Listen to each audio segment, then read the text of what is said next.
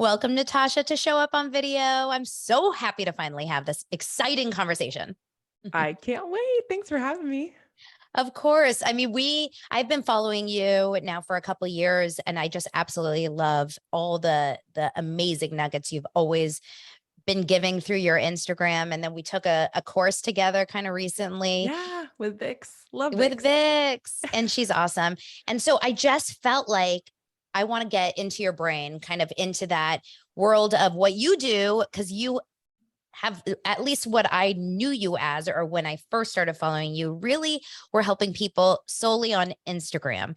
But, we're recording this in live time. This is July 27th. I'm trying to get this episode out this week because it couldn't be more perfect to talk to you There's about. a lot of going on. There's so much going on. And I am in it like I would be like Real Housewives drama. Like I am in it. Yes. So first, why don't you give us a had little? a matcha, so like tea moment. Let's spill the tea. And I only have water. What do I do about water? I mean, it works. Like tea is from water. And I'm thirsty for some gossip. There we go. And there we go. Okay. So Natasha, why don't you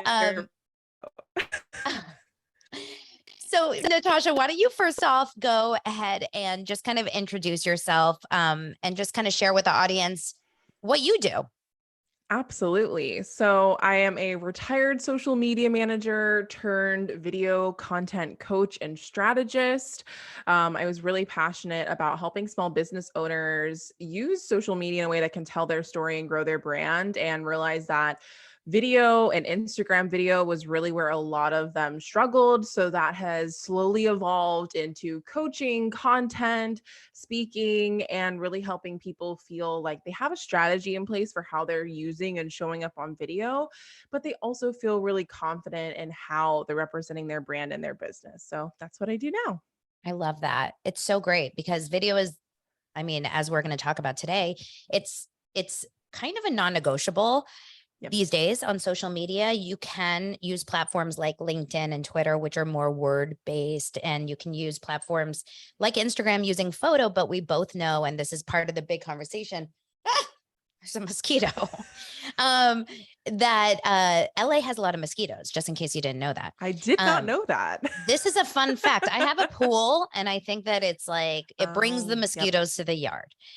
Totally. But video is kind of where we're going and whether or not you like it. And so I'm curious, your clients, for the most part, what kind of clients do you have? What type of careers are they usually in? Definitely. So a lot of service providers, coaches, educators, people that lean more towards the personal brand, people that are creating digital products, online courses. But I also have a soft spot for physical product brands because I actually feel like they're the most fun to create video content for.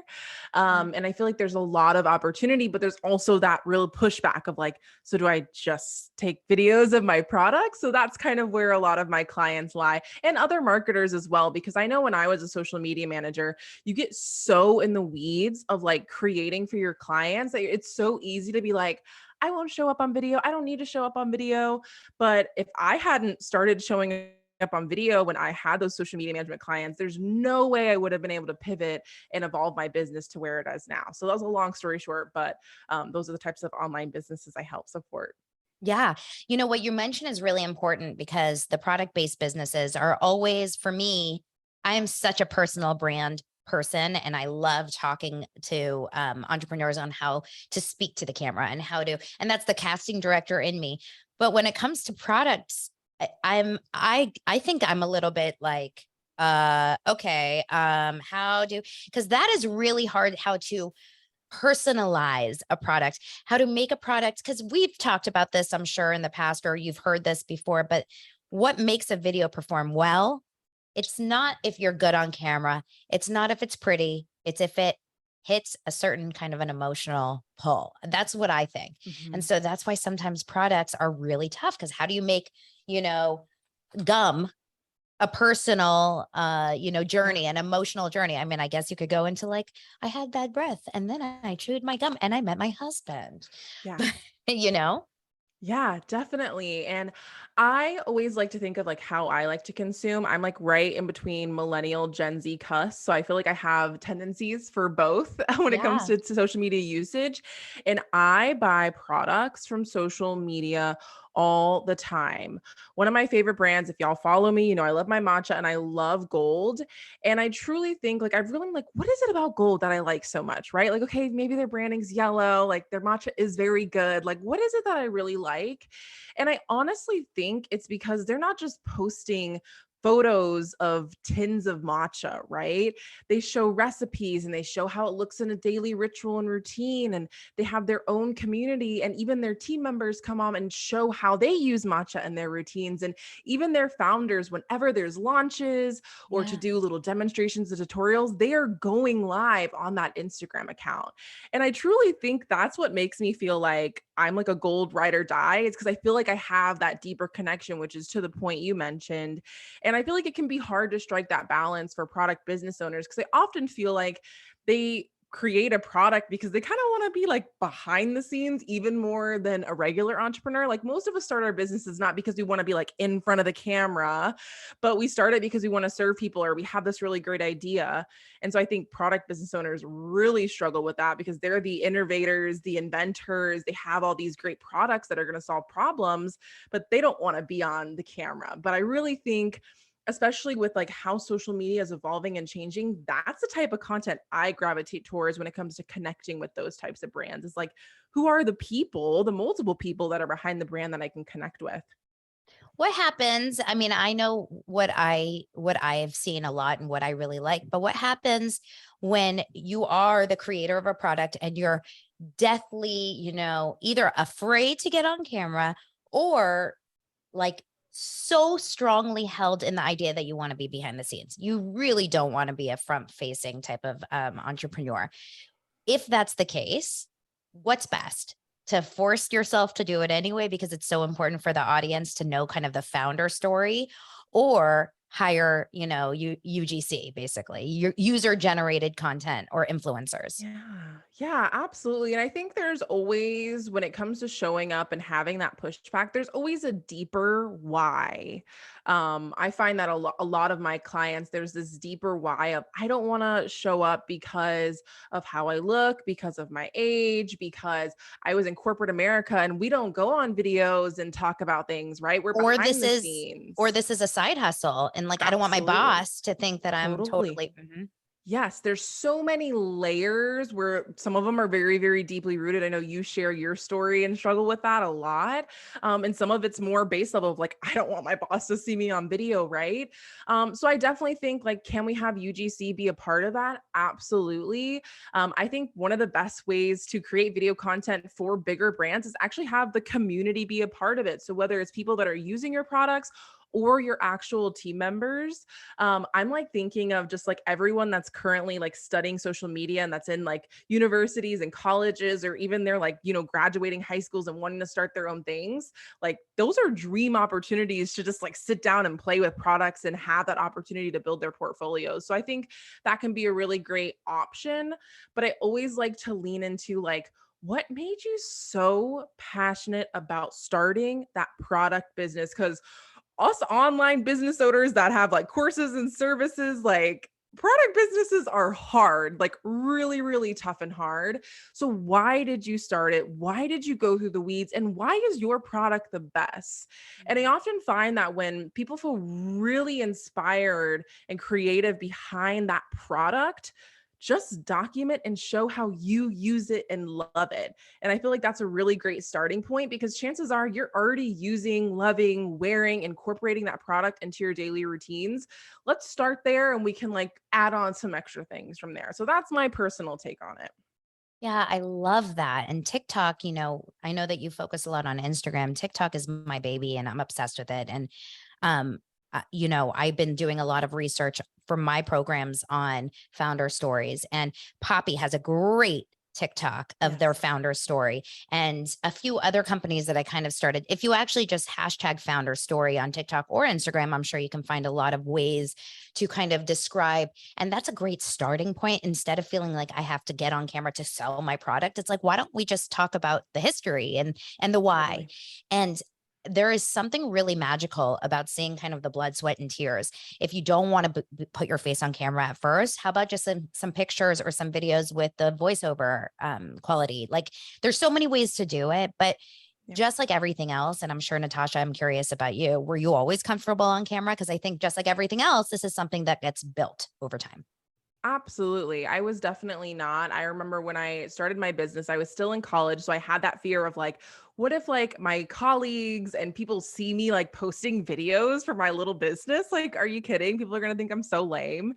And I also just was worried that people were going to like call me out for being way too young to be having a business and weren't going to think I was credible or had anything to offer. I'm like, there's so many other experienced marketers in the world. Who am I to like create content?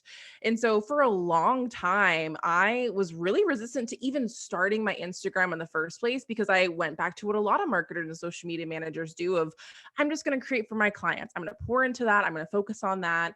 But I kind of just slowly realized when I started doing my stories, I started doing some IGTVs, and I really fell in love with video because at the heart of what I've always loved is storytelling. And I realized a caption, a graphic, a photo just doesn't cut it in the same way a video can.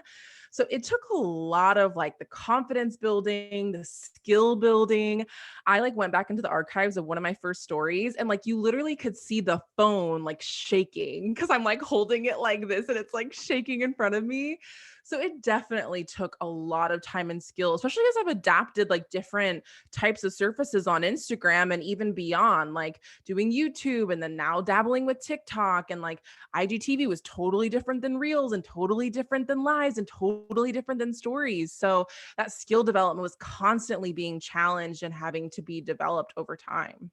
Yeah. I very famously, and I say famously because I talk about it a lot, had a panic attack my first time going live in 2017 on Facebook, which I don't even use for my business. Right. But at the time I did. And I hated it because you could see how many people were tuning in and knowing that you're talking to one person and then it goes to zero and you're like, I guess I have to keep talking.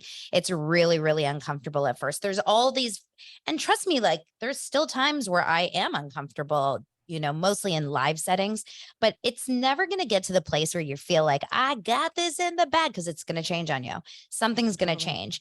And I think too many of us, like what you said is very interesting though, because you said, I was so worried. Mostly it's a lot of times you hear about like what people will think about me and the way I look and whatever. But what you mentioned about the idea that like you didn't want to get on video yourself because why should you when you're working and doing so many other people's content? I think this is a very interesting way to look at it. So many people are so good at telling others or helping others do something and suck at it on their own. All actually my team, a lot of people on my team, they're amazing at telling me how to do what they tell me to do. But for their own businesses, they're like, I haven't done any marketing for my business in years. So Yeah. it's a normal thing that we just kind of think pour out to others and forget about ourselves. But at the end of the day, building that personal brand and building our business from inside out, because you've pivoted, I'm sure, a few times in your Yeah. business. I've definitely pivoted. Yeah. And if you didn't have Natasha and you didn't have, those, because I'm sure you have those dieharders, right? Like those people that have been following you for years. And if you all of a sudden, Natasha, decided that you were going to become I don't know, a matcha owner, Yeah. seriously, which may be next, Yeah. I would think that your diehards will buy that matcha because of Natasha, right? Absolutely. Yeah. And I think that's where like you're kind of like protecting your business in a lot of the ways that you show up in your content and on video because I literally had no clue that when I had like 1,000 followers, 2,000 followers, when I was just showing up just to show up and I was sharing my little Airtable content calendars because that's what I was doing for my clients, like I had no clue that that would even open doors to like speak on stages outside of my phone, right? Or it would open opened up the door to take that pivot of like my soul studio, which was like the business I started, to now Shine with Natasha, which is like a completely different brand, but also it's the same, right? People are like, oh, that's great, you made the change, but like, what's really different, right? Like it's you, it's still the same. So it really allows you to have that flexibility so you don't feel married to having to create and show up a certain way when like your brand can and should evolve, and video can actually document that in a really seamless way.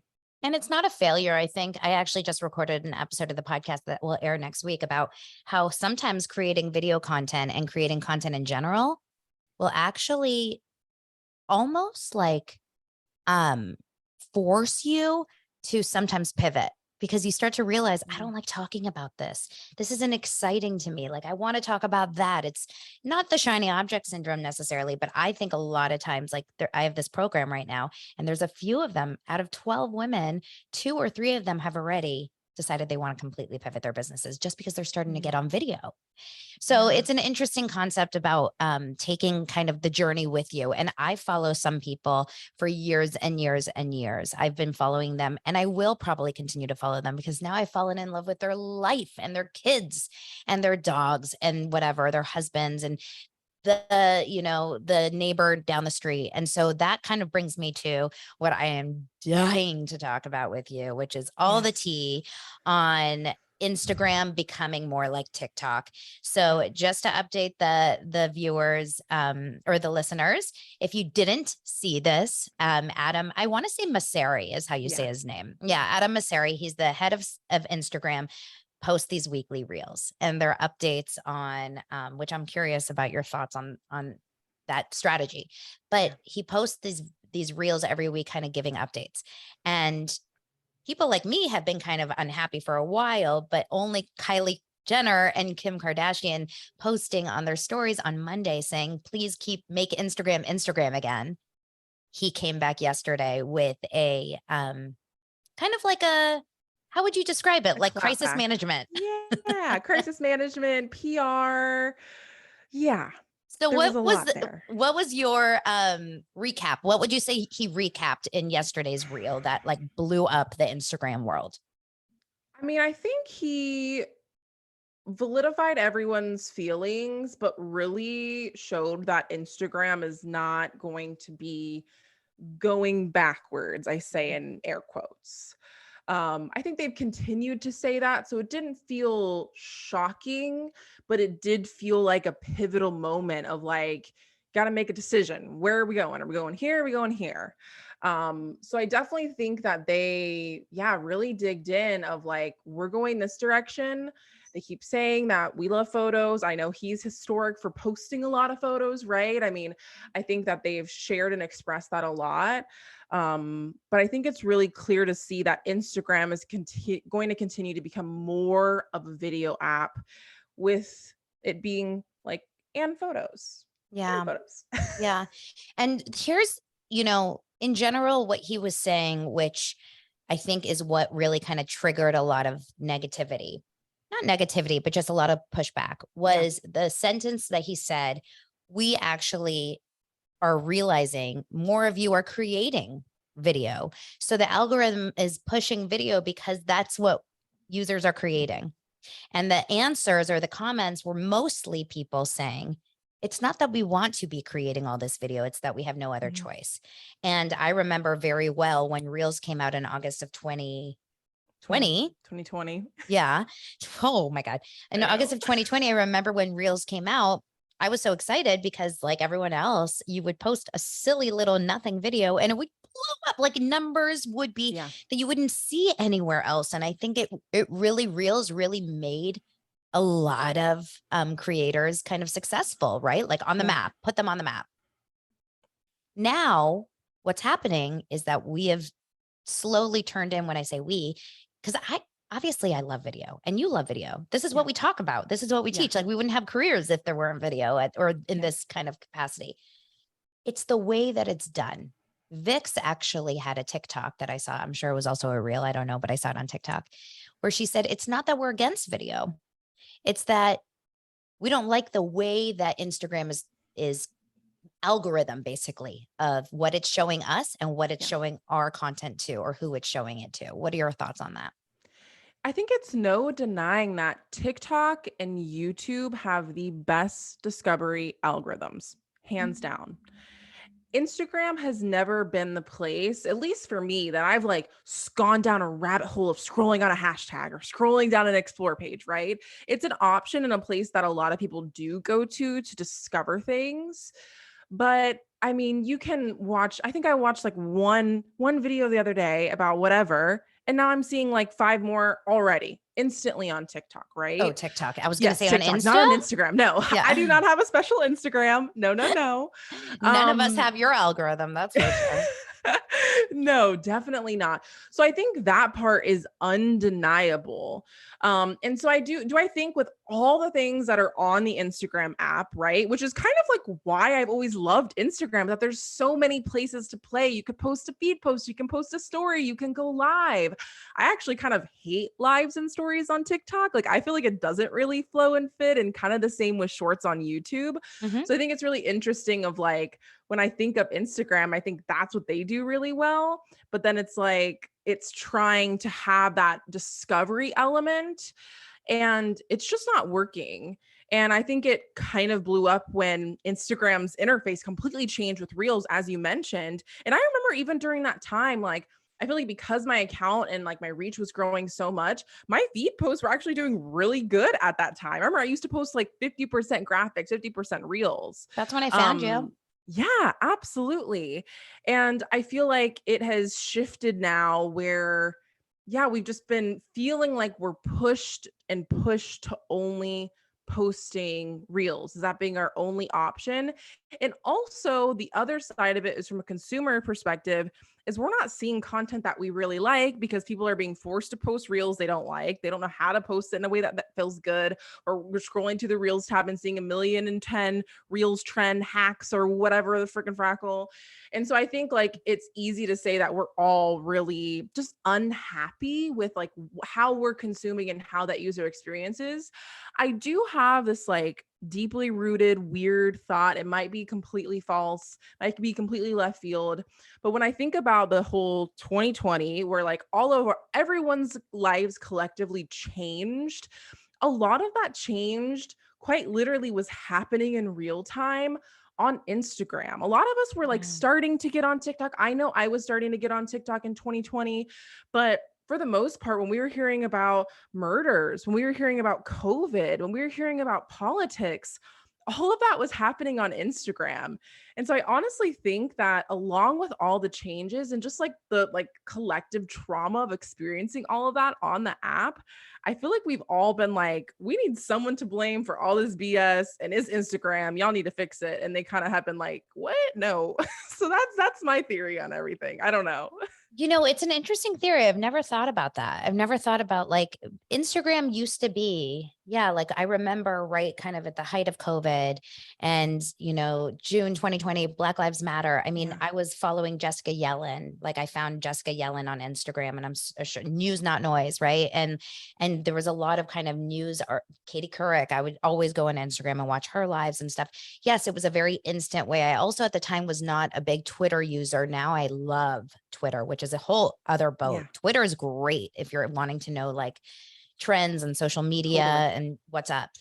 I don't even think I follow you on Twitter if you're on Twitter, I'm not really on Twitter, but but that you're was like on Twitter. quite literally when I was learning PR in school, Twitter was like the number one platform they would suggest. It is like the news outlet of social media. And I feel like no It's one really like thinks really, about it or looks about it. Yeah. it's really great. I learn a lot of what's like the news around it. And yesterday, Adam was tweeting all about Yep. this and he was tweeting back and forth with Chrissy More in real Teigen time. Yeah. about it and answering answers. And it was really interesting. But, and then someone of course joked that even the head of Instagram doesn't have reach on Instagram. So he has to go to Twitter to engage. But I'll tell you this, like I, I am not seeing my audience in my likes and my comments on my reels nearly like not even close to where it used to be, even if a reel does really, really well. So this is what's concerning to me. And I had this theory that I came up with last weekend. I was sick and I was laying in bed and I posted a silly, stupid, podcast promotional reel, which usually doesn't do well. It just doesn't, because anything kind of promotional doesn't. And I woke up with all these thousands of views and hundreds of likes. And I was like, what? This is weird. And I looked through the likes and I was like, these are not real. They're not real accounts. Most of them are not, like, definitely not my target audience. Most of them are private, 0 posts, follow 3 people. Like, who are these people? How are they seeing my content? And how, with hundreds of likes like that, am I not even getting 1 new follower? It's they're not people that actually like. Yeah. I don't think it's real, because I think if they Yeah. were watching my stuff and actually liked it, some of them would follow. No one, right? So I started to do some digging and I started to realize, like, I think it's happening kind of across the board. I think numbers are inflated. I think there's bots. I think a lot of people are frustrated with hacked accounts and how they can't get them back. I don't know about you, but I wake up every day with 5 new DMs about how to grow Instagram. I could die. I'm so over it. I miss posting something and feeling like there was actual communication in every post, in the comments, right? Because I used to post a quote, you know how, like, we would do Yeah. that, just post Oh, a yeah. quote, a Yeah. static post. I had a static post go viral. I mean, who knows, in June of 2020, saying, be better in real life than on social media. Because this is when all the influencers were starting to, like, get Yeah. seen for all their crappy behavior. And that post, like, exploded. And I don't Yeah. think that can happen anymore. And the Yeah. conversations and the followers that you would get from these things. Are you seeing growth on Instagram, follower growth, like real I follower am growth? seeing follower growth, and it is real good people. Some of it's from people coming off of Instagram, right? When I'm speaking, when I'm on podcasts, when I'm on other platforms like YouTube and TikTok, absolutely. I think That's the those are key. a part of that. I also do think that there is a layer of like my deeply rooted community that still is seeing and engaging with my content. They definitely do advocate for it in terms of engagement. Like, they're constantly sharing it, saying they sent it to a friend. So I do think there's like this extra level. And I do think that, like, to the point that you were saying, it's way lower than it was in 2020. Absolutely.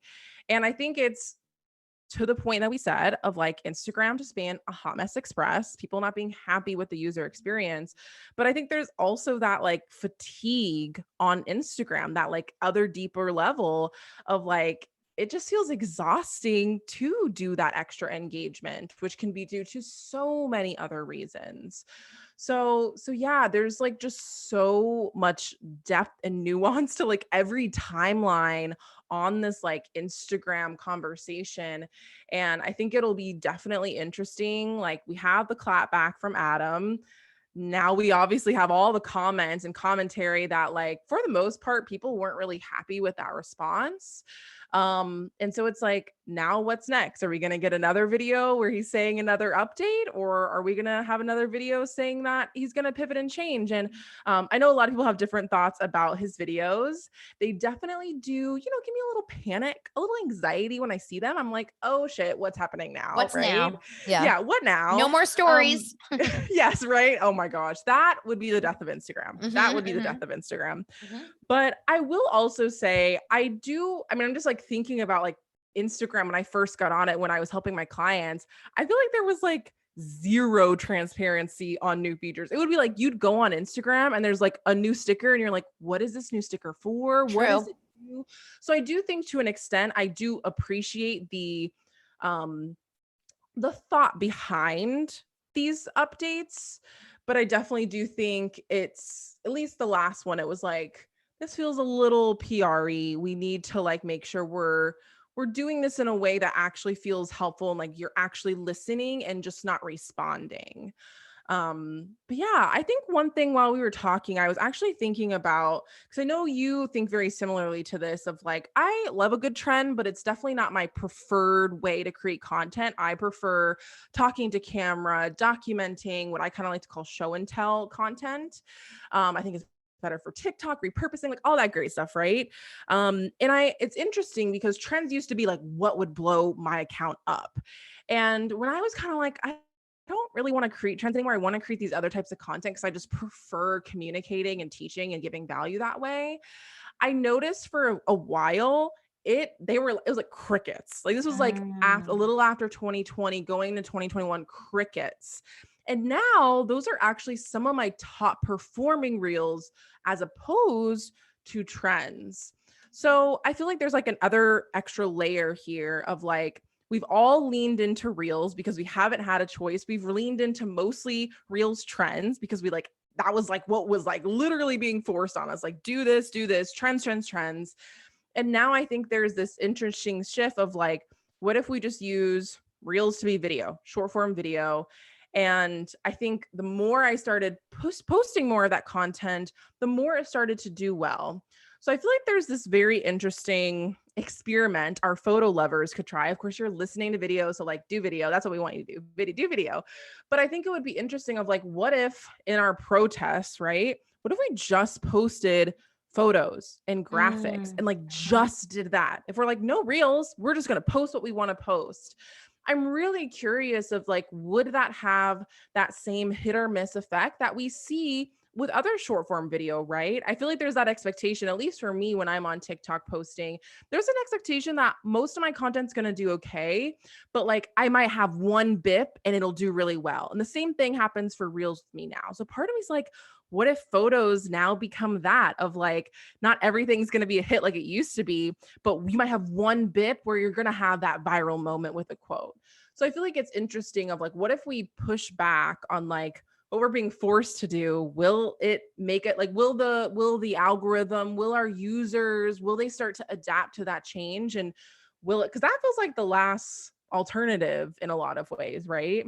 Yeah. Oh my God. It's so interesting the way that you say this. It's like, what if we, just kind of did what he said, which is like, we want photos. So we're posting photos and only really kind of seeking out photos. I was on a Twitter space this morning and someone mentioned the idea of what if there was a photo feed and a video feed?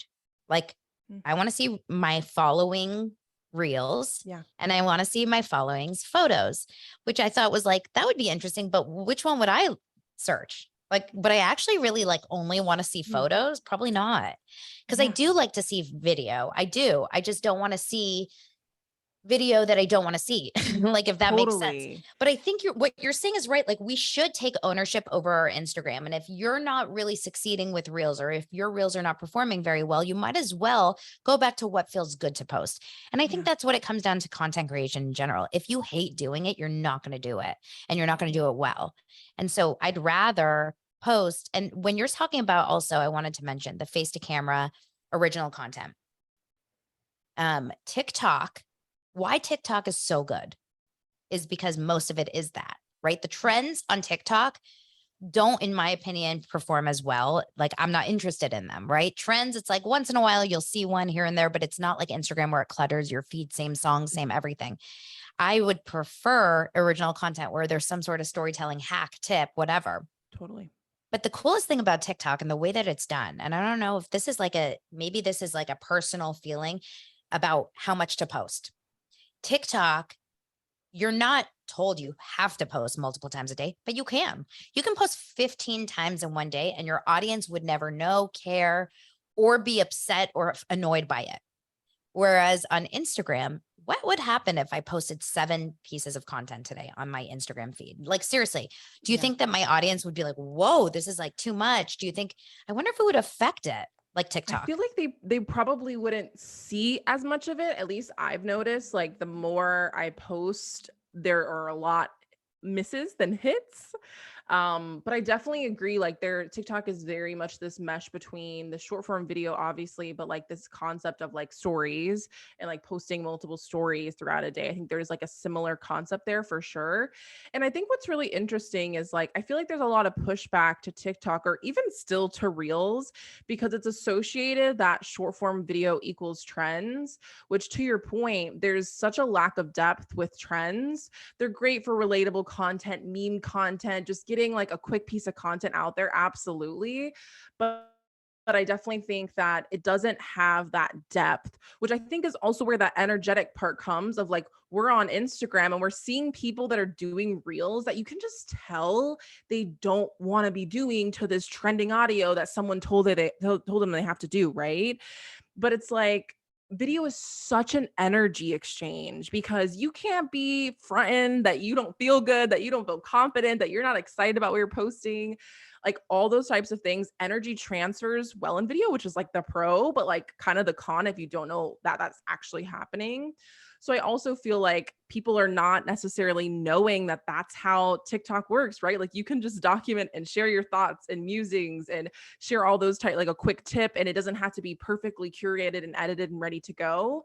But it's just different than what we think. We think trends are the only thing. Like people were like, well, TikTok was so popular because of trends. And I'm like, actually, it's because its super smart algorithm gives you connection via just regular original content that feels like a story, right? Feels like what we love so much about stories. So I think it's really interesting the perception of what short form video should be versus what actually people should be creating, which is a lot more of that original content.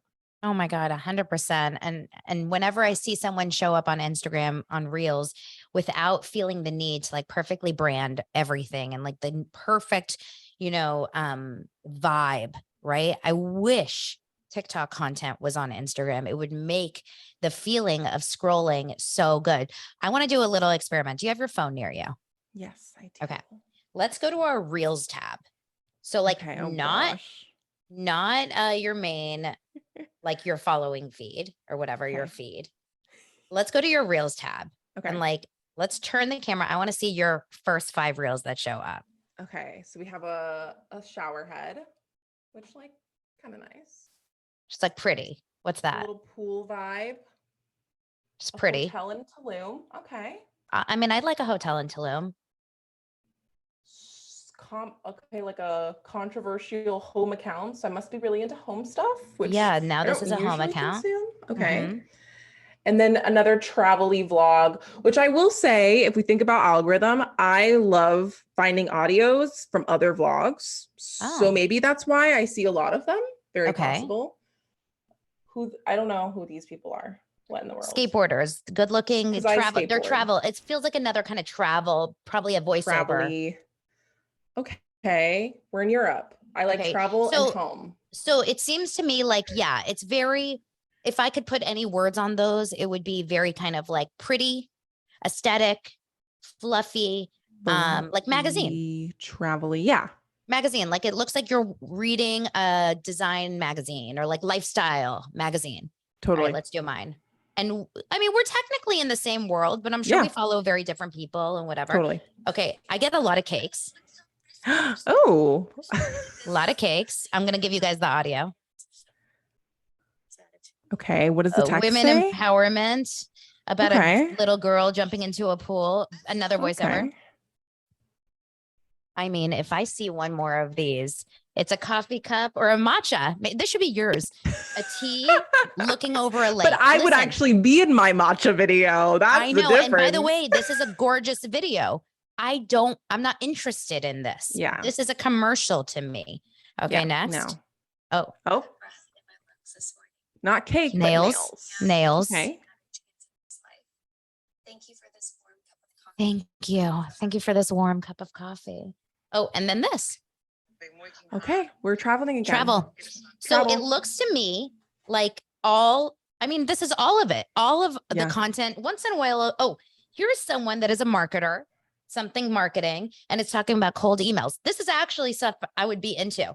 18 hearts, right? 18 likes. I never see a talking reel. Let me scroll. Randomly that happens. Oh, the next video I scrolled to is actually a creator I really like. Okay, so I love her stuff. It seems to me like out of like the percentage on Instagram. Pretty one. Okay, so the percentage it seems to me on Instagram of getting the algorithm right now is about like 5 to 10%. Yeah. Whereas like if we went over to our TikTok feeds and we went through it, I guarantee you we'd probably be more like 75 to 80%. We'd enjoy the content. Totally. I mean, that is what it comes down to. It's where people are spending their time. And it's scary. I posted a TikTok and then I got some kind of like, one of those comments like, well, then just delete the app and move on. And I responded and I said, I wish it was that easy. I wish it was just so easy to delete the app. It's like being in a long-term relationship with someone who's mean to you sometimes, but that you have history and there's good there. I think we're craving for that like feeling back. Do you think it's ever going to come back? I don't know. I feel like we're at a really pivotal crossroads of like, do we push back with our content, see how it goes? Do we just start to diversify and spend less focus on Instagram, which I think in towards, I know that's been a focus of mine before Instagram was like doing the deep decline, right? That's an element. But I think it's safe to say we all can agree, Adam included, that Instagram isn't going to be the same. And can that relationship be repaired for a lot of us? I don't know. But I definitely think it's smart to just like create original content so you can diversify your eggs into different baskets. That's a great, I think that's a smart way to go right now. I think the best move is to continue to create. If you want to post photos, post photos. If you want to do quotes, post quotes. And if you want to do video, post video, but don't create an app, create outside of app, which I believe is the best way to do it. Also much less glitchy, much less like stress, higher quality. And then what's so cool with, I don't know what you use to repurpose. And if you do repurpose or whatever, I like repurpose.io. I don't know. There's a bunch of different kinds. Yep. There's so many ways to do it. Like you can immediately feed your reels into YouTube shorts or into TikToks, or I like posting natively onto Twitter, natively on LinkedIn, like put it in your email list. It is so amazing how much we can do. But yes, you're right. Like we have to diversify our investments. And unfortunately, that means pulling out a little bit of Instagram. Yeah, absolutely. But to your point, I think that I know I've spent the last 5 years building my community on Instagram. And like, even if my engagement is lower, which blows, it's not fun, it's not enjoyable to look at. I always think about the people that are still seeing my content and saying, like, I even had someone message me the other day, I'm so glad I just discovered you on Instagram. I'm like, where in the world did you come from? You just discovered me on Instagram.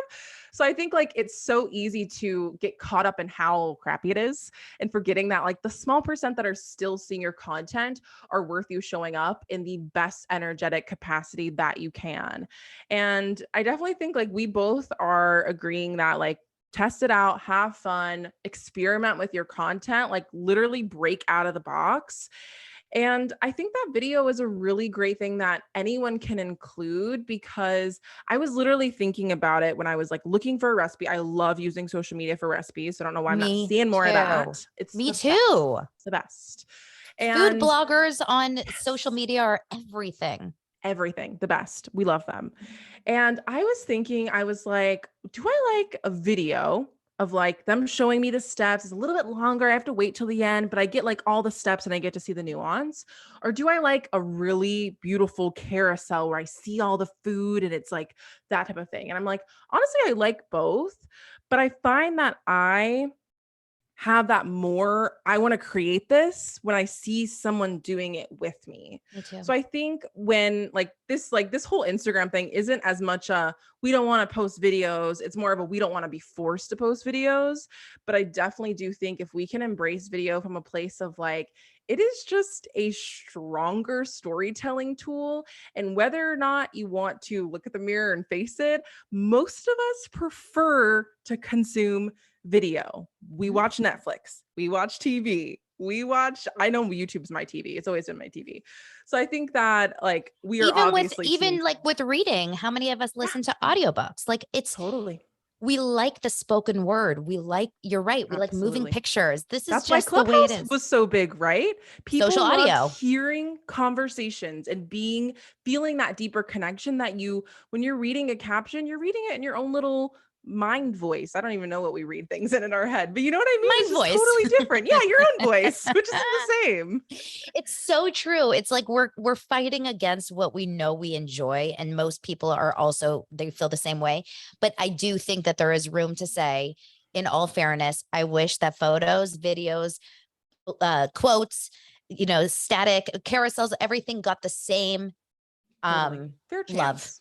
got the same chance, but we'll see how it goes. We should have another episode in a few months together and talk about like the next. I mean, we should big say in a change. week, right? At this point, it's going to be next week. We're going to get the little video and we need to react already. That's like at this rate. We'll just start a new podcast called Adam Masseri Reactions. Right. Like a live recap, like the Laguna Beach, you know how they're doing like a live recap show. We'll do it for Instagram. Yeah. Well, this episode will air this week because it's so timely. Where can people find you? I'll of course have everything in the show notes. Yes, absolutely. So you can find me at Shine with Natasha on Instagram, TikTok, YouTube. And yeah, that's where I hang out the most often. You can find all my tips, tricks there.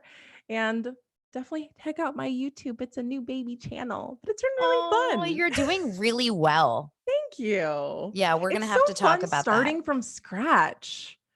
Fun but scary. Yeah, fun but scary with the scary. It's a lot of work is what it is. It's a lot of work, but it's beautiful. It's done really well. Thank you. Okay, so I'll link everything in the show notes. You guys go ahead and follow Natasha and let's follow this Instagram drama. Let's see what happens. Let's do it. Get the tea for next time. Thanks, Natasha. Thank you.